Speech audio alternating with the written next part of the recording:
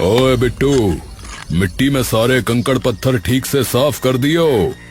अगर मेरे पहलवानों को थोड़ी सी भी दिक्कत आई ना तो पहलवान मुकद्दर की जगह तुझे घुमा देंगे, बता रहा हूँ। एकदम ठीक से साफ की है उस्ताद जी। मिट्टी नहीं, मुलायम कंबल लगेगा उन्हें। ठीक है, चल जा, अभी आने वाले ही होंगे। अच्छा सुन, इतने में बादाम वाला दूध तैयार कर दे उनके लिए। बिट्टू अंदर जाकर पहलवानों के लिए खास बादाम वाला दूध बनाने में जुट जाता है।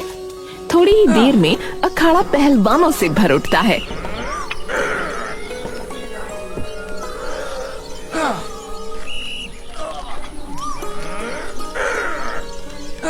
अरे लीलू, अरे बढ़िया से तैयारी कर, तू मेरा सबसे खास पहलवान है, समझा। और परसों 3 दंगल लड़ने हैं तुझे, 3 दंगल। ठीक है उस्ताद जी, ठीक है। अरे ये बिट्टू कहाँ रह गया भाई? अरे बनाया नहीं क्या दूध?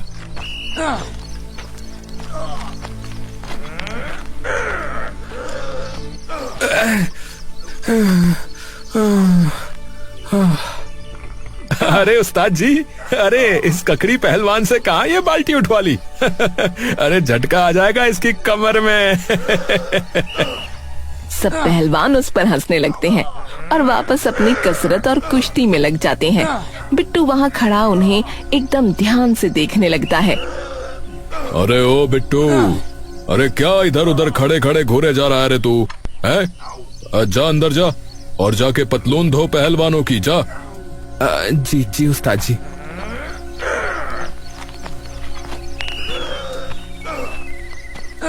बिट्टू अखाड़े का सारा काम निपटा कर वापस घर आ जाता है। अम्मा, कैसा लग रहा है अब? अरे आ गया बिट्टू, बेटा थोड़े पैर दबा दे रे, बड़ा दर्द हो रहा है। बिट्टू एक गहरी सांस भरकर मुस्कुराने लगता है और अपनी माँ के पैर अपनी गोद में रखकर दबाने लगता है। कैसा रहा आज का दिन बिटवा? बिट्टू के चेहरे पर एक फीकी सी मुस्कान आ जाती है। ठीक गया अम्मा। बिट्टू चुपचाप अम्मा के पांव दबाता रहता है। बस बेटा, अब तो मुंह हाथ धो के जोत लगा दे जरा। ठीक है अम्मा।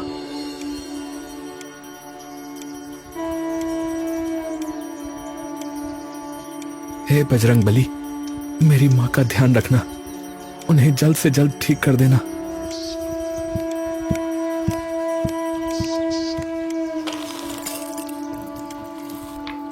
बिट्टू जोत लगाकर खाना बना देता है।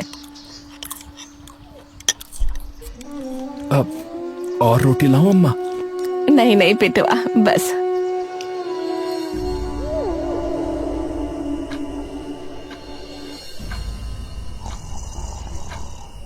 बिट्टू आराम से सो रहा होता है कि तभी उसके कानों में अम्मा के चिल्लाने की आवाज पड़ती है, जिसे सुनकर बिट्टू एकदम से उठ खड़ा होता है और देखता है कि खाट पर अम्मा दर्द से कराह रही है। अम्मा, अम्मा, क्या हुआ अम्मा, क्या हुआ? अरे बेटा, अरे पेट में दर्द हो रहा है, अरे बहुत ज्यादा दर्द है। बिट्टू अम्मा को दर्द में कराहते देख घबरा जाता है। हे भगवान, ये क्या हुआ? अम्मा दर्द से और ज्यादा कराहने लगती है। इन्हें अस्पताल लेकर जाना होगा। हाँ।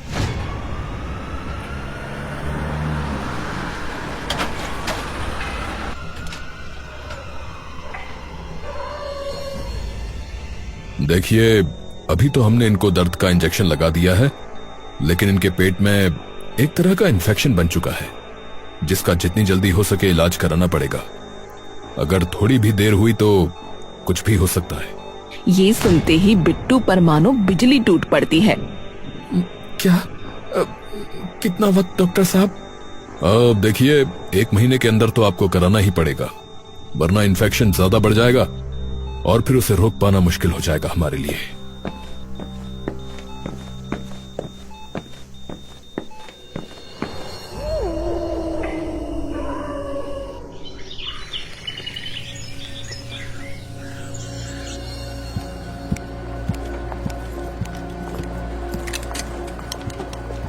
बिट्टू खाने की थाली लाकर अम्मा की खाट के पास रख देता है। ठीक है, मैं जाता हूँ। टाइम हो रहा है मेरा अखाड़े में जाने का। अम्मा कुछ देर तक उसे देखती रहती है। पर बेटा, तू ना रात को ठीक से सोया, ना तूने कुछ खाया, काम कैसे करेगा? बिट्टू एक बार फिर झूठी मुस्कान के साथ सर झुका लेता है। कोई नहीं अम्मा, मुझे वैसे भी इतनी भूख नहीं है। अच्छा अम्मा, चलता हूँ।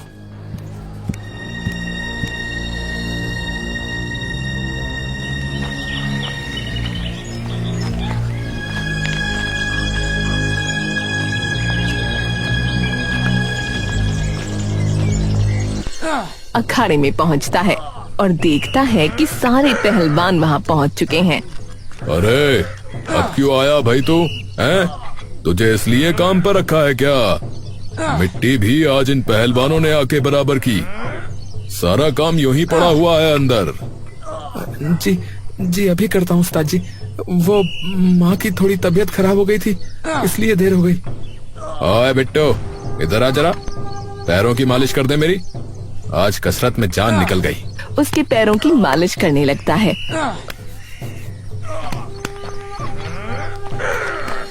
भैया, एक बात पूछूं? हाँ पूछ भाई पूछ, ककड़ी पहलवान पूछ, क्या हुआ?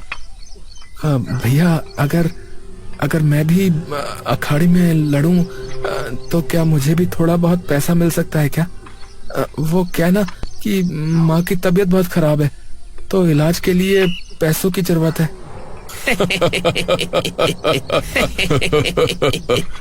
अरे अरे, इससे तो मुकद्दर भी ठीक से नहीं उठता और ये पहलवानों से कुश्ती करेगा।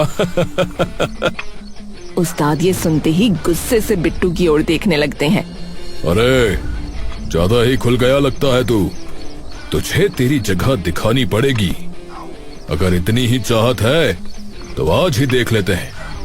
जा अखाड़े में उतर और ले, तेरे लिए अपने अखाड़े का सबसे कमजोर पहलवान भेजूंगा।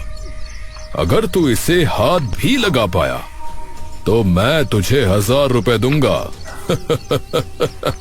बिट्टू चुपचाप बिना कुछ सोचे अखाड़े में जाकर खड़ा हो जाता है। अरे जा रे लखन।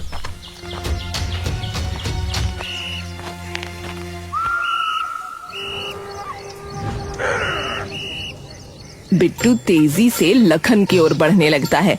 लखन तभी बिट्टू को एक हाथ से पकड़कर हवा में उठा देता है। ये देखकर वहाँ मौजूद सभी पहलवान जोर जोर से हंसने लगते हैं। लखन आसानी से बिट्टू को धराशायी कर देता है। बिट्टू अखाड़े की मिट्टी में एकदम चित्त पड़ा होता है और तभी उस्ताद जी उसके सामने आ जाते हैं। अरे हमारी बराबरी करने चला था तू, हैं? अरे एक बार शरीर देख अपना। अरे कोई फूंक भी मार देगा ना तो उड़ जाएगा तू, उड़, समझा? सब लोगों की बेइज्जती और हंसी सुनकर अब बिट्टू एकदम बिखर जाता है और बिना कुछ कहे उठकर वहाँ से भाग जाता है।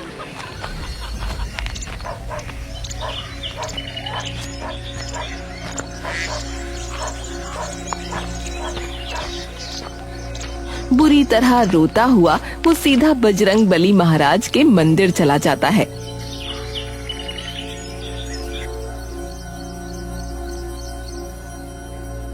हे बजरंग बली, हे प्रभु, मैंने ऐसा क्या पाप कर दिया जो सभी लोग मेरा इतना मजाक उड़ाते हैं। मैं तो कभी किसी को कुछ भी नहीं कहता हूँ। माँ ने हमेशा सिखाया है कि सेवा करना सबसे बड़ा धर्म होता है, तो मैंने वही किया है। लेकिन सब बस मेरे कमजोर होने का मजाक उड़ाते रहते, मुझे नाम लेकर चिढ़ाते रहते, मेरे साथ नौकरों जैसा व्यवहार करते रहते। अब आप ही बताओ प्रभु कि मैं अपनी माँ को कैसे बचाऊं। मदद तो छोड़ो, लोग तो मुझे देखकर भी नजरअंदाज कर देते हैं। क्या करूं मैं अब? क्या सिर्फ मेरा ही धर्म है सेवा करना? तभी पीछे से किसी के जोर से चिल्लाने की आवाज आती है।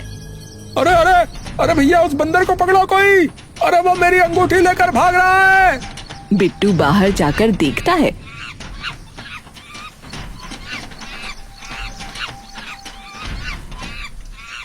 उसे कोई इंसान तो नहीं दिखता, लेकिन वो देखता है कि एक बंदर जिसके हाथ में कुछ चमक रहा है वो जंगल की ओर तेजी से भाग रहा है।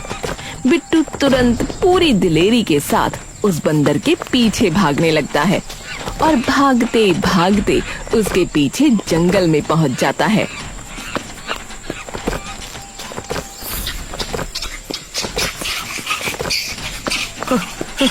अरे अरे, कहाँ बचकर जाओगे बानर महाराज? वो बंदर तब भागकर एक ऊंचे से बरगद के पेड़ पर चढ़ जाता है और बिट्टू उस पेड़ के नीचे जाकर खड़ा हो जाता है। अरे अरे, नीचे उतरो। तभी वो बंदर बोल पड़ता है, असल ताकतवर वो नहीं जिसकी देह में बल, सच्चा वीर वही बने जिसके मन में दया और साहस अटल।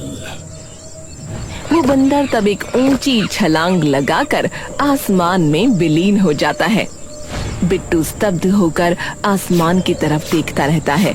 तभी अचानक बिट्टू के माथे पर एक अंगूठी आ लगती है और बिट्टू उसे नीचे गिरने से पहले पकड़ लेता है। हाँ हाँ, अरे ये क्या है? और वो क्या था? और ये अंगूठी किसकी है? बिट्टू उस अंगूठी को अपनी उंगली में पहन लेता है और विचलित स्थिति में जंगल से बाहर आ जाता है।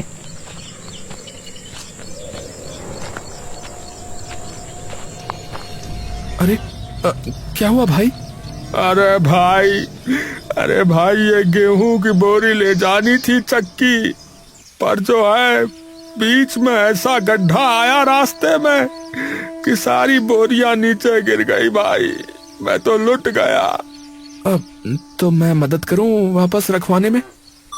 बैलगाड़ी वाला बिट्टू को ऊपर से नीचे तक देखता है। कर दो भाई कर दो, कुछ नहीं से कुछ तो सही, अगर हो जाए तो ठीक ही है, लेकिन एक बोरी भैया 50 किलो की है, मुझसे तो हिल ना रही, तुम देख लो करके। बिट्टू झुककर वो बोरी उठाने लगता है और एक ही दम में वो बोरी आराम से उठा देता है, जिसे देखकर बैलगाड़ी वाला चौंक जाता है। भैया ये तुमने कैसे किया? अरे भैया 2-2, 3-3 लोग रखे थे इसको बैलगाड़ी में रखने में, और तुमने अकेले उठा दी यहाँ पे। हाँ, अरे ये इतनी हल्की क्यों लग रही है? तभी अंगूठी की चमक सीधा बिट्टू की आंखों में पड़ती है और बिट्टू ध्यान से उस अंगूठी को देखने लगता है। तभी जोर से बजती मंदिर की घंटी की आवाज उसके कानों में पड़ती है।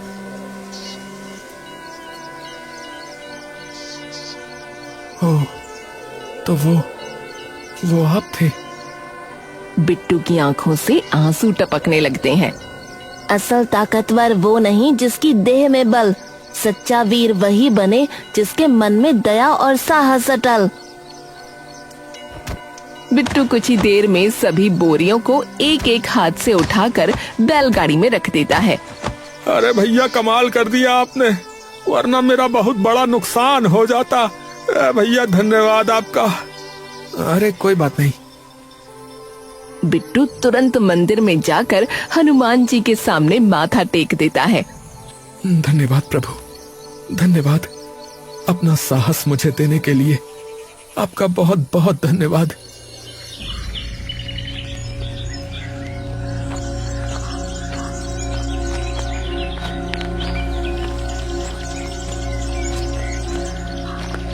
बिट्टू उसके बाद सीना तान कर सीधा अखाड़े में पहुंच जाता है और तभी पहलवानों का ध्यान दरवाजे पर खड़े बिट्टू पर पड़ता है, जिसके चेहरे पर इस बार एक मजबूत सी मुस्कान होती है। वो बिना कुछ बोले धीरे धीरे चलता हुआ उस्ताद जी के सामने आकर खड़ा हो जाता है। हाँ? क्यों रे बिट्टू, अब क्या हुआ? पोंछ आया अपने आंसू अपनी माँ के पल्लू से। उस्ताद जी, मैं फिर से कुश्ती लड़ना चाहता हूँ। है मैं ये क्या सुन रहा हूँ भाई?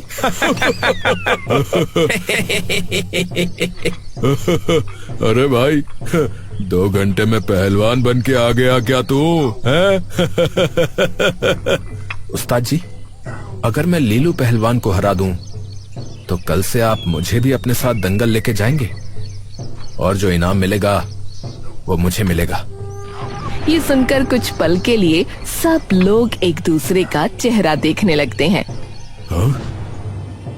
ठीक है, अगर इतनी ही हिम्मत आ गई है तेरे अंदर तो अभी देख लेते हैं। ए लीलू, आइए जरा।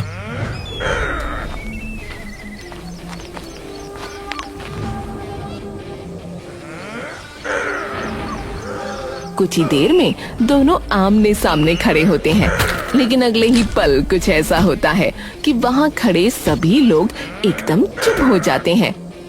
बिट्टू पूरे आत्मविश्वास के साथ लीलू को एक हाथ से पकड़कर हवा में उठा लेता है और कुछ ही क्षणों में उसे आसानी से चित्त कर देता है। हाँ? अरे अरे ये कैसे हो गया? उस्ताद जी, अब तो लेकर चलना पड़ेगा आपको मुझे दंगल में। अब आप मना नहीं कर सकते। हाँ हाँ, ठीक है ठीक है। बिट्टू खुशी से चहकता हुआ अपने घर चला जाता है।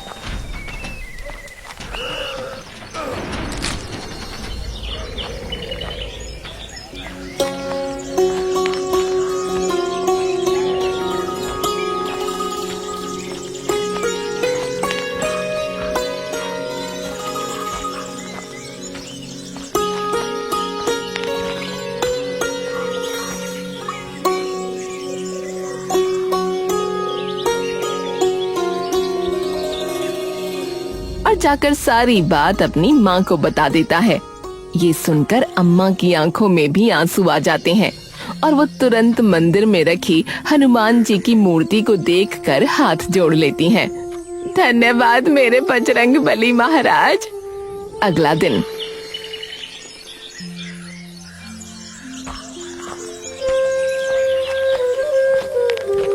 बिट्टू सीना तान कर उस्ताद जी के साथ अखाड़े में कुश्ती लड़ने चला जाता है। अखाड़े के आसपास खूब भीड़ जमा होती है।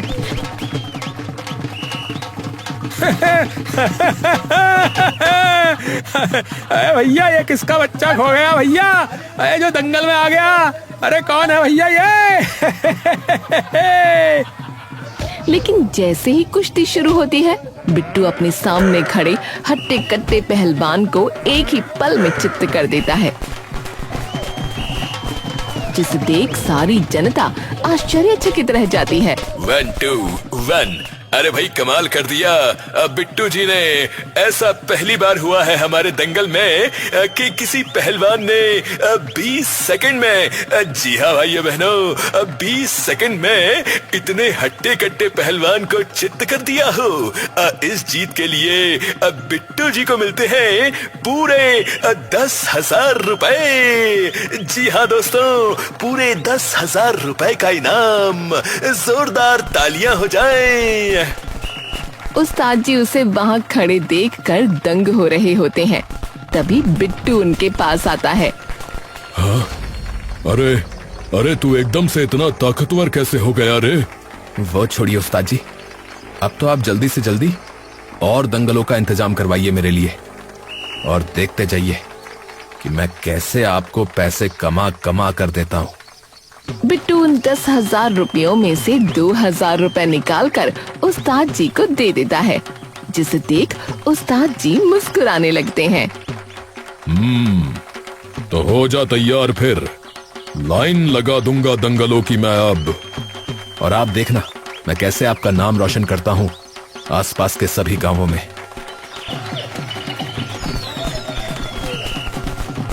और बिट्टू ये बात सच कर देता है।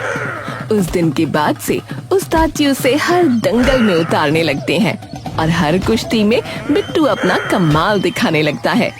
भारी से भारी और तगड़े से तगड़े पहलवान भी उसके सामने ज्यादा देर नहीं टिक पाते। धीरे धीरे बिट्टू का नाम आसपास के गांवों में भी गूंजने लगता है और कुछ ही दिनों में बिट्टू पहलवान उस्ताद जी का सबसे ज्यादा मनपसंद और भरोसेमंद पहलवान बन जाता है।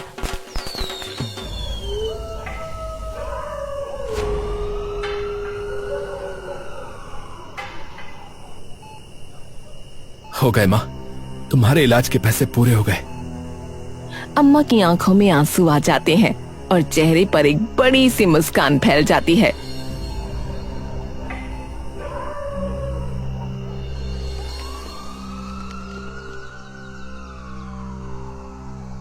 देखिए, अब इनका सारा इन्फेक्शन खत्म हो चुका है और ये बिल्कुल ठीक है। धन्यवाद डॉक्टर साहब, बहुत बहुत धन्यवाद। बिट्टू और उसकी माँ एक दूसरे के गले लग जाते हैं। बिट्टू की जिंदगी अब इतनी तेजी से बदलने लगती है कि उसे खुद भी यकीन नहीं होता। वो रोज कई कई दंगल लड़ने लगता है और एक के बाद एक जीत उसके नाम होती चली जाती है। उस्ताद जी भी अब हर दंगल में सबसे पहले बिट्टू को ही उतारने लगते हैं। लेकिन बिट्टू की ये तरक्की देखकर पहलवान लीलू, जो कभी उस्ताद जी का सबसे भरोसेमंद पहलवान हुआ करता था, अब मन ही मन बिट्टू से जलने लगता है। अखाड़े के कोने में लीलू और जग्गा पहलवान बैठे बातें कर रहे होते हैं। समझ में नहीं आता, उस्ताद जी ने उस बिट्टू को इतना सर पर क्यों चढ़ा रखा है। पहले तो हर दंगल में मेरा ही नाम लिया करते थे और अब देखो। बात तो सही है भाई, पर मानना पड़ेगा अब ताकत तो बहुत आ गई है उसमें। बस यही तो समझ में नहीं आ रहा है। कल तक जो बाल्टी भी मुश्किल से उठाता था, वो अचानक इतना ताकतवर कैसे हो गया। तो भाई कैसे पता चलेगा ये सब? लीलू हल्की मुस्कान के साथ कहता है।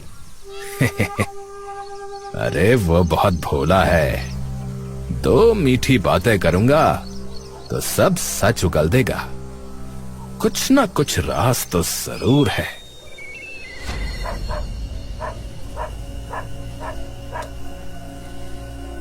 शाम को बिट्टू अखाड़े के बाहर बैठा होता है।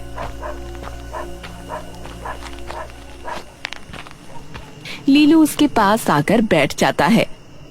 अरे बिट्टू, अरे भाई बुरा मत मानना यार, उस दिन जो हुआ उसके लिए हम लोग मजाक कर रहे थे यार, बस समझ रहा है ना। वैसे तुम्हारी तरक्की देखकर सच में बहुत खुशी होती है। खासकर तुम्हारी माताजी के लिए। अब तो वो ठीक हो गई होंगी। धन्यवाद भैया। देख, तूने भले ही हमारे साथ पहले कुश्ती ना की हो, है ना, लेकिन है तो तू अपना ही दंगल वाला भाई, है कि नहीं? जी भैया।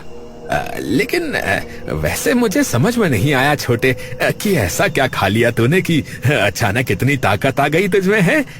मुझे भी बता, क्या खाता है तू? बिट्टू पहले थोड़ा हिचकिचाता है।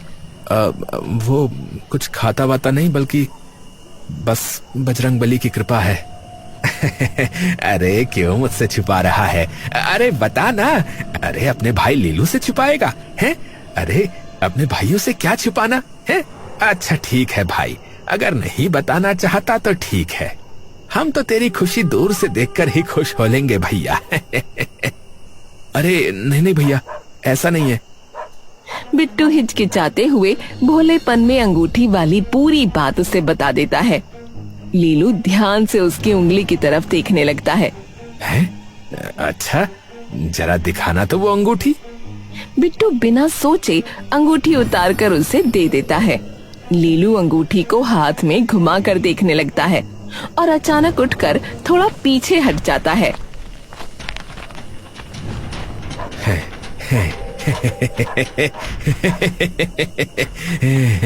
धन्यवाद बिट्टू, अब समझ आया कि तू अचानक दारा सिंह कैसे बन गया। वो अंगूठी अपनी मुट्ठी में कस लेता है। बिट्टू घबराकर उसकी तरफ बढ़ता है, लेकिन लीलू उसे धक्का देकर पीछे कर देता है। अबे पीछे हट, पीछे हट। अब ये अंगूठी मेरे पास रहेगी, चल जा, भाग यहाँ से। बिट्टू वहीं खड़ा रह जाता है और लीलू अंगूठी लेकर वहाँ से तेजी से निकल जाता है। बिट्टू कुछ देर तक समझ ही नहीं पाता कि उसके साथ ही क्या हुआ। इसी असमंजस में वो चुपचाप वापस अपने घर लौट आता है। अरे बिट्टू बेटा आ गया, चल मुंह हाथ धो ले, तब तक मैं तेरा खाना लगा देती हूँ। बिट्टू चुपचाप वहीं खड़ा रह जाता है। ए बिट्टू! कोई जवाब नहीं आता। बिट्टू को इस तरह चुप खड़ा देखकर अम्मा एकदम चिंतित हो उठती हैं और जल्दी से उसका हाथ पकड़ लेती हैं। ए बिटुआ, क्या हुआ रे? बिट्टू आंसू भरी आंखों से अम्मा की ओर देखता है और उन्हें सारी बात बता देता है। कोई बात नहीं, तू जाकर उस्ताद जी से शिकायत कर, वही तुझे तेरी अंगूठी वापस दिलवा देंगे। वो कुछ नहीं करेंगे अम्मा, मुझे पता है। अरे मैं कहती हूँ ना, तू जाकर पहले बात तो कर, पहले से ही क्यों हार मानता है? बजरंगबली महाराज ने अभी तक इतना साथ निभाया है तो आगे भी सब संभाल लेंगे। चल अब शांत हो जा और मुंह हाथ धो के खाना खा ले। उस रात बिट्टू अपनी अंगूठी के बारे में ही सोचता रहा। एक पल के लिए भी उसकी आंख नहीं लगी।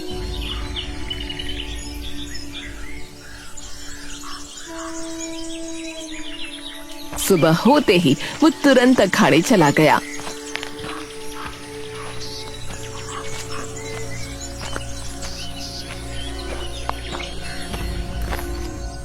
अखाड़े में पहुंचकर बिट्टू देखता है कि वहाँ कई सारे पहलवानों की भीड़ जमा है। अरे अरे अरे हटो, अरे हटो, अरे अरे यहाँ पर क्या हुआ है? बिट्टू बड़ी मुश्किल से पहलवानों की भीड़ के बीच से निकलकर आगे आता है। देखता है कि लीलू वहाँ पसीने में भीगा खड़ा है। उसके सामने आधी दूध से भरी हुई एक बाल्टी रखी है। बिट्टू घबराकर पास खड़े जग्गा पहलवान से पूछता है, अरे अरे क्या हुआ भैया, क्या हुआ? अरे पता नहीं, जब से आया है तब से कुछ भी नहीं उठा पा रहा। जो पहलवान कभी तगड़े तगड़े पहलवानों को एक हाथ से उठा लेता था, उससे देख जरा, आधी भरी बाल्टी भी नहीं उठ रही। सामने खड़ा लीलू पूरी ताकत लगाता है, लेकिन आधी भरी बाल्टी को भी जरा भी हिला नहीं पाता। अरे अरे ये क्या हो रहा है, ये क्या हो रहा है? इतनी कम ताकत क्यों लग रही है? मैं कुछ उठा के नहीं पा रहा हूँ। तभी लीलू की नजर बिट्टू पर पड़ती है। उसकी आंखों में गुस्सा भर जाता है। ये सब तेरी वजह से हो रहा है, तेरी वजह से हो रहा है।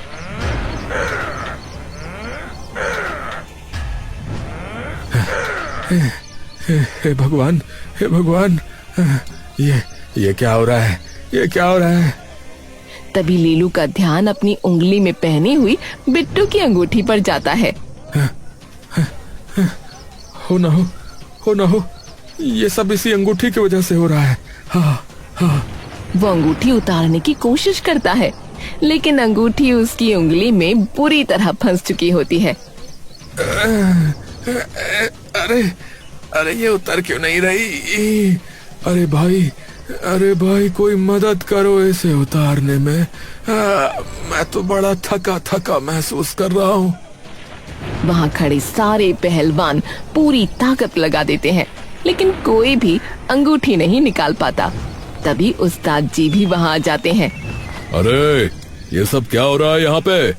अब लीलू इतना परेशान हो जाता है कि वो जोर जोर से रोने लगता है। उसे रोते देख सबकी हंसी छूट जाती है।